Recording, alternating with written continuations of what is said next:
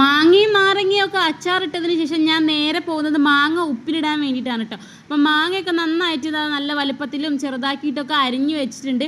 പിന്നെ ഞാൻ വേഗം തന്നെ കുറച്ച് ചൂട് വെള്ളം അങ്ങോട്ട് തിളപ്പിച്ച് വെച്ചിട്ടുണ്ട്, അതൊന്ന് തണിയട്ടെ.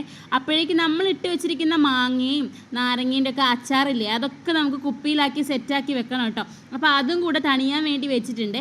പിന്നെ നല്ലൊരു ചില്ല് പാത്രം എടുത്തിട്ട് അതിലേക്ക് നമ്മൾ നീളത്തിൽ അരിഞ്ഞിരിക്കുന്ന മാങ്ങയും പച്ചമുളകും ഇതെല്ലാം കൂടെ ഇട്ടിട്ട് അതിലേക്ക് നിറയെ ഉപ്പിട്ട് ആവശ്യത്തിനുള്ള ഉപ്പും കൂടെ, കല്ലുപ്പാണ് ഞാൻ ഇട്ടിട്ടുണ്ടായിരുന്നത്, ഉപ്പും കൂടെ ഇട്ടിട്ട് നമ്മളിതാ തണിയിച്ച് വെച്ചിരിക്കുന്ന വെള്ളമല്ലേ അതും കൂടെ ഒഴിച്ചു കൊടുക്കുന്നുണ്ട് കേട്ടോ. കുറച്ച് പകുതി ഒഴിച്ചിട്ട് ബാക്കി നമുക്ക് സുർക്കയും കൂടെ ഒഴിക്കണം കേട്ടോ, വിനാഗിരി ഇല്ലേ അതും കൂടെ ഒഴിച്ചു കൊടുത്തു കഴിഞ്ഞാൽ ഉപ്പിലിടുന്ന പരിപാടികളൊക്കെ ഇവിടെ അവസാനിച്ചിട്ടുണ്ട് കേട്ടോ. ഇനി ഇത് മിക്സാക്കാൻ വലിയ രീതിയിൽ പറ്റുന്നില്ല, അപ്പം ഞാൻ നന്നായിട്ട് മൂടിയിട്ടിട്ട് നമുക്ക് കുലുക്കിയെടുക്കാം കേട്ടോ.